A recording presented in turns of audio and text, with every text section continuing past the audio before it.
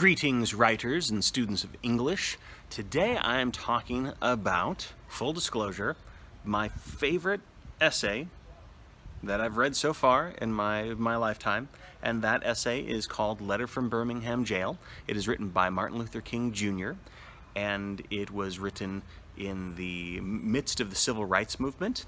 He writes it while he is sitting in a jail in Birmingham, while all this conflict is going around in the city at the time. This is the 1960s in Birmingham, Alabama.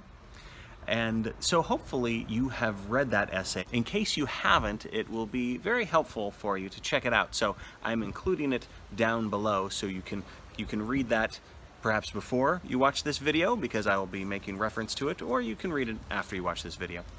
All right, the reason why I admire this essay by Dr. King is, in part, it masters the three appeals that I want to see in every argument-based essay that a student writes. And those appeals are the appeal to pathos, the appeal to logos, and the appeal to ethos. So today's video is talking about those three appeals. There's actually a fourth appeal that I will mention that is sometimes quite useful as well, and that I believe is called Kairos. I might be saying that wrong. So we're going to be talking about what these Greek words mean and why they are useful. So let's get to it, and Dr. King's Letter from Birmingham Jail will help give us some examples of it. So, pathos, logos, and ethos. And sometimes it's called pathos, sometimes it's called ethos. I think it's always called logos. But these basically mean the emotion, the logic, and the sense of authority or credibility. So, pathos means the emotional appeal that's in the writing. Basically, you want your reader to care about this issue. So by adding the appeal to pathos, that means you are adding emotional content into your writing. Emotional content can happen in a lot of different ways just by the words that you choose. The words have what we call connotation. Connotation basically means the implied meaning of a word or a phrase or idea. Denotation is the opposite. Denotation is the dictionary definition of a word. So the word, say, group, right? If I were to tell you, hey, a group of people is outside to see you, you would know from the denotation of the word group that, oh, that means there's more than one person out there. Group is relatively neutral, I think. It doesn't have, very negative or positive connotations. It's just very neutral. If I say, oh, there's a mob of people out there to see you, now mob and group, the denotation can mean exactly the same. The dictionary definition of mob is going to be, a large group of people. So we got group, we got mob, they both mean a group of people.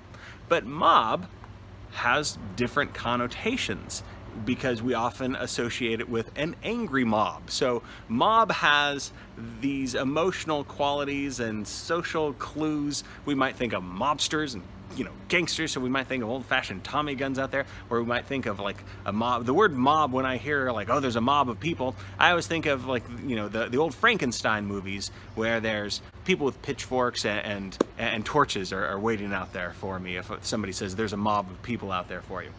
So, emotion, pathos, it can happen just with words. So using adjectives and adverbs, those are great ways of creating emotion. It can also happen with nouns and verbs and any sort of word. But pathos really happens, I think, most... Oh no, speaking of pathos, dogs are barking. Pathos can happen in descriptive writing. It can happen if we're using poetic language. It can happen if we're using profanity in our writing. So pathos, emotion can happen. My favorite way that emotion happens, or that we have the appeal to pathos, is through storytelling.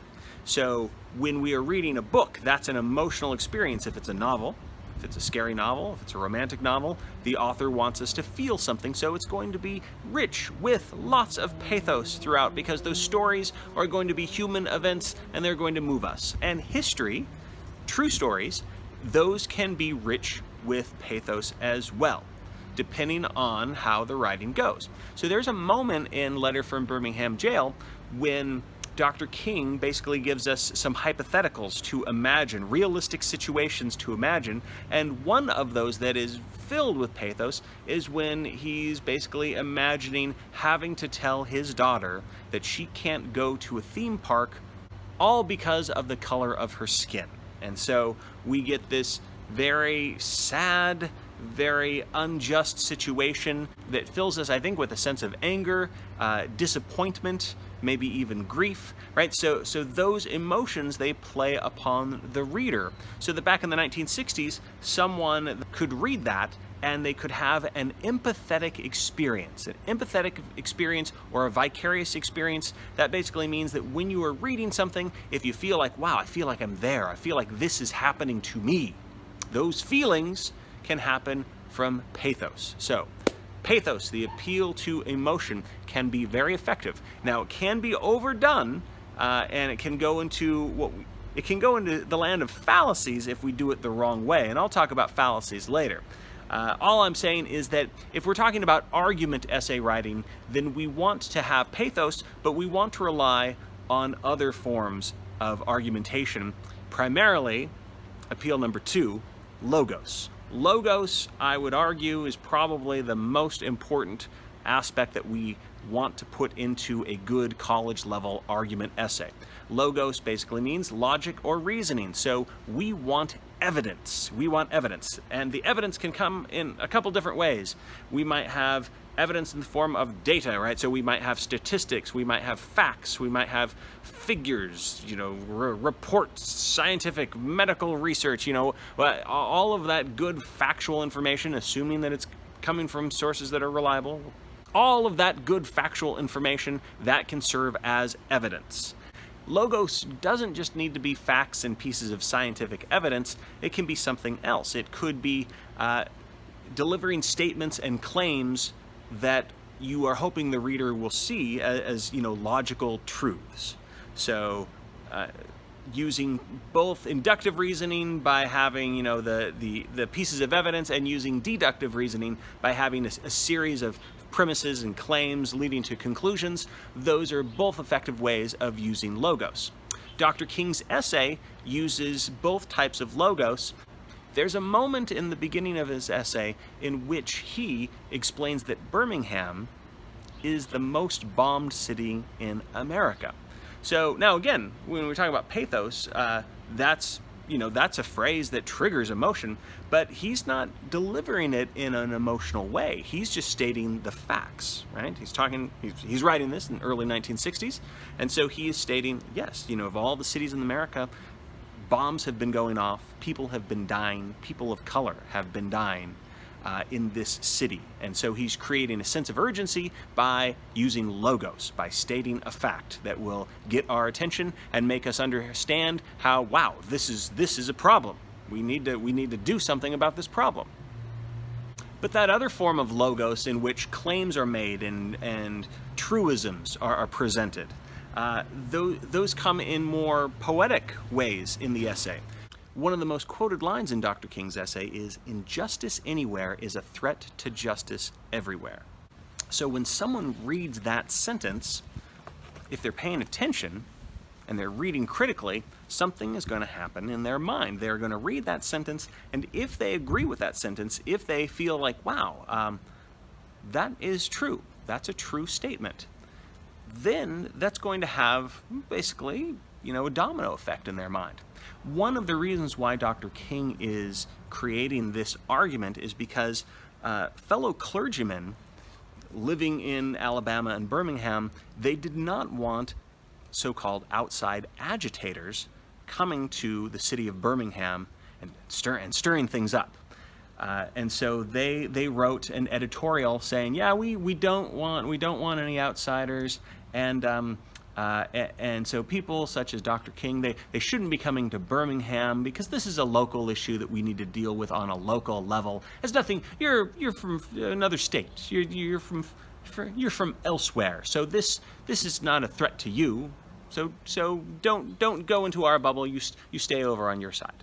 So when Dr. King writes that line, if somebody reads it and agrees with it, then they will say, okay, well, gosh, maybe readers back in the 1960s had been of the mindset like, yeah, local problems should be handled locally. There's no reason why somebody else should be concerned with this. Or maybe somebody might say, well, gosh, I'm not living anywhere near Birmingham. Why should I care if there's injustice going on?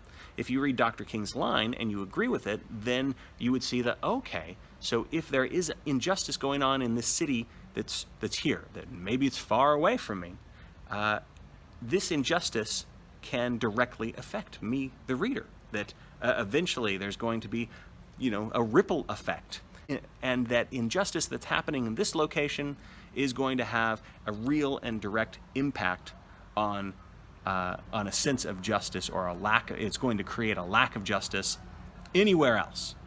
Now, on the other hand, somebody could read that and they could admire the essay, and they could agree with lots of parts of the essay, but they might read that and they might say, oh, well, I don't agree with that in every case. So, and that's fine. The writer, Dr. King, is using logos to convince the reader, and that line of reasoning might work for many readers, but it might not work for everyone. And that's why he is writing such a lengthy, well-developed essay, because he is offering lots of different forms of logos and the other appeals so that he will hopefully win the reader over. The third appeal that we want to put into our essay, and Dr. King does this beautifully, is ethos. So ethos is creating a sense of authority. You can think of it as an appeal to ethics, I suppose. If we think of being ethical means that you're following the rules, or you're being morally responsible, you're being trustworthy. So ethos is creating a sense of trust within the reader. The reader trusts you as an author. You are an author, so you have authority. So this happens in a couple different ways. It can happen if you write about your own experience, or you can think about like a job interview. They might want to know, why should we have this job opportunity for you? And you could say, well, I've worked here, here, here, and here. Right? The author could be explaining his own experiences, kind of offering his credibility. Dr. King does this near the beginning of the essay when he explains what his relationship is with the church and with the civil rights movement, and how long he has been a leader in not just his community, but a leader, in any place in any of the states that they've traveled to. So he's hopefully developing a sense of trust with the reader. It's also important to point out that he talks about writing this in a jail cell, and that gives it gravity, right? It gives it weight. As a reader, you're like, wow, you are really in this fight. You are in the middle of this conflict. That's going to impress upon the readers, how entrenched he is in this battle. He's not writing this from an ivory tower somewhere, and it's not doing it from some Zoom meeting.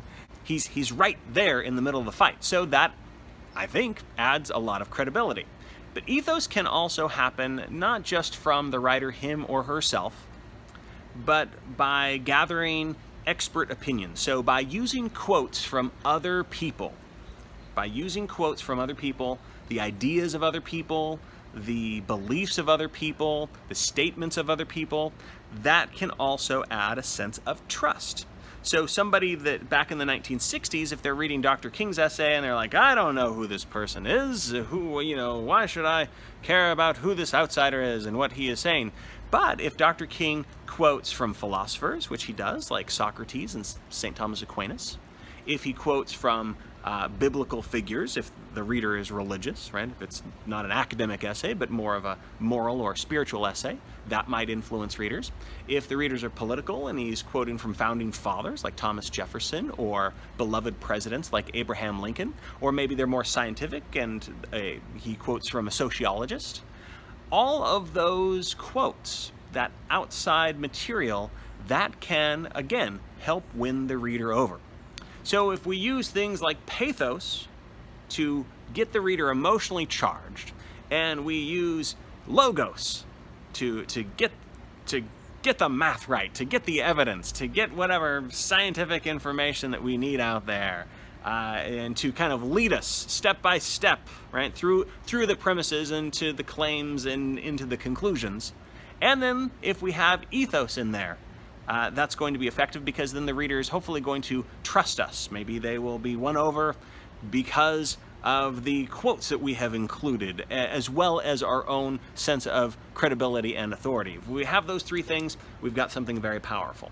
Now, I did mention a fourth appeal. By the way, these Greek terms all come from Aristotle, and I will leave a link so that you can learn more about Aristotle and the development of the art of rhetoric. If you want to explore it, you don't have to, but it might be useful for those of you who like historical backgrounds. So the fourth of these Greek terms, as I said, I believe it's pronounced Kairos, and basically Kairos is an appeal to time. The idea that time is of the essence. So many arguments have the issue of time, like we need to do this now. Right? Some arguments don't. Some are just like age-old arguments where it's like, yes, this has been going on, it's going to continue to go on, and it's not a big deal. You know, we could argue about this now or 100 years from now. I'm not thinking of any off the top of my head, but maybe something like if you're going to argue about the nature of beauty, right? Beauty. Going to argue what's beautiful and what's not beautiful in the artistic world. We could argue about that anytime, right? Time is maybe not of the essence. But for Dr. King's essay, time is of the essence. Again, his opponents have said, hey, just be patient, change will eventually happen. And he's saying like, no, we've been waiting a long time, and it's urgent, and we are not going to wait anymore. And so there's that appeal to Kairos, the idea that, hey, time is of the essence. And you can probably think of other arguments that where time is of the essence, right? So medical issues in society, time is of the essence. Political issues going on, time is of the essence. So that's why Kairos can come into play with a lot of different argument essays, but it's not necessarily always required. And but think about those different appeals, and think about ways that you can put them in your own writing. There's no, I've mentioned these 3 or 4 appeals, but I'm not telling you anything about structure, because it's not like you write an essay where it's like, I'm going to write 1 paragraph about emotions and 1 paragraph about logic. These appeals can be sort of sprinkled, if you want to use that verb. They can be sprinkled throughout an essay, right? So here's what I'd like you to do. You've read Martin Luther King Jr.'s essay, Letter from Birmingham Jail. At least I want you to read it. If you haven't done so, please do. Now I want you to look through that essay, and in the discussion panel, I would like you to give me 1 example of pathos, 1 example of logos, 1 example of ethos. So you can use this by giving me a direct quote from the essay, Letter from Birmingham Jail, or if you want to summarize the example in your own words, which is kind of what I did when I was talking about the father-daughter narrative aspect, you can do that as well. But just make sure that it's clear, and either with a direct quote or a nicely detailed summary. So we want 1 example from each one from Letter from Birmingham Jail. I think the more you look at this essay closely, the more you will realize that it's a brilliantly written argument, and there's a lot of great stuff that you can learn from that will help your academic writing as well as your general writing skills, because there's a lot of good stuff here. So thank you for letting me talk about this essay and these appeals, and I hope this has been a useful conversation. But if it's been a little vague, or if you've got any questions, please leave a comment and I will get back to you.